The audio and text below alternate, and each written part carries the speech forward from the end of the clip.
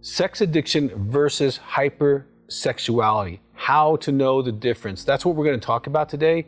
Now, if you have yet to subscribe to our channel, please do. We have hundreds of helpful information, especially on these topics. And if you have a question, please put it in the box and we will get to you as soon as possible. Now, let's talk about the difference between sex addiction and hypersexuality. This question is as old as my career. I remember even in the early 90s doing radio shows, and over the last, 30 years, this is a typical question for an interviewer. Well, Doug, what's the difference? How do we know if some, guy or gal that just like to have sex versus being a sex addict? There's a huge difference, okay? Being a recovering sex addict, I get this. And so as a clinician, I've helped thousands of men and women grow from object sex to relational sex. Sex addiction is object sex. Sex addiction is about attaching to an object. Oftentimes, there's a history of pornography and masturbation in which they've glued hundreds or thousands of times to a fantasy world, an object world, or a porn world in which they control what's happening. The object does whatever they want, says whatever they want. They don't have to in any way give any intimacy, any connection. There's no spiritual, emotional, social, relational cost for them. So it's basically they get off, but they don't get connected, okay? Sex addiction, there's never enough. There's never the sense of deep satiation. There isn't satisfaction. There's this emptiness because you are disassociated spiritually and emotionally and relationally during the sex act. You are not present. You're looking at them as an object, not a soul. And so there's never this satiation. And so there's always the more, and it seems like it's not able to be satisfied from the partner, which is not the truth from relational sex. Now also in sex addiction, it's about medicating. Oftentimes sexual abuse, abandonment, neglect, abortions, or things that have happened in their past, rapes, that they haven't talked about, haven't discussed, haven't processed, and they're still using sex to medicate some secret that they're possessing. And so that's often a secret part of sexual addiction, which can be a part of the difference for sure. Now, if you're a sex addict, you probably also have a dual sexuality. You have sex with people and you have sex with porn and self. Okay, in relational sex, that's not the case, all right? So here's some separators for sure. Now, relational sex, it is about looking in their eyes and connecting to them and wanting to make love to them. And you might like to have that several times a week. A sex addict and as someone who enjoys sex could have sex the exact amount of times a week, but they're having different experiences altogether.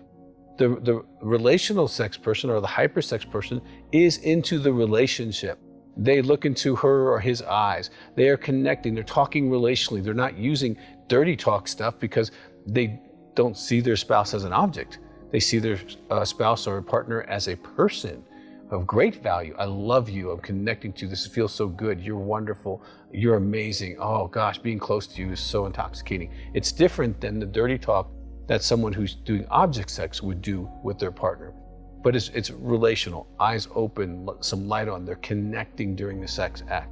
They are satisfied after sex, even though they want sex again, because sex is an appetite, just like food, okay, it's ongoing, but there's not this feeling like it's being driven from some deep ache. It's like, hey, that was fun, I'd like to do that again, let's connect, okay? And it's about that. It's not about like them getting their sexual release and the other partner not being fulfilled. It's about connecting to the person. And so they're not medicating a past. They're not being driven by medication. They enjoy the pleasure of giving and receiving sexuality in a way that feels very relational. There is enough, okay? The partner doesn't feel like there's not enough because the partner's being connected, okay? So here's some differences between sex addiction and someone who's having relational sex who happens to have a high sex drive. And if you want to find out how to connect relationally, I have a great book called Upgrade Your Sex Life. You can call our number, you can order that, go to the website. And that'll help you a lot as far as really finding how to connect to someone relationally.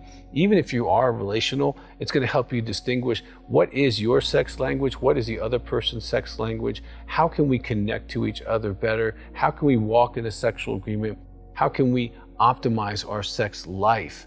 Okay, that's for everybody. If you have a sexual addiction, okay, you tried to stop, you've had consequences and you kept using, you have a secret life, you probably believe if someone knew what I was really doing, they wouldn't love you.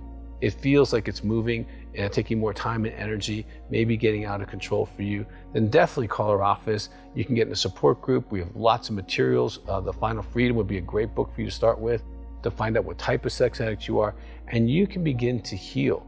So if you have a sex addiction, and I've been sober for over 37 years, tested by a polygraph, I know what you're dealing with. And I would love for you to be free so you can have great sex, great life, and great relationships. So give us a call. And if you have yet to subscribe, please do that. It's very important. We got lots of helpful information. And again, if you have a question, we'd love to hear from you.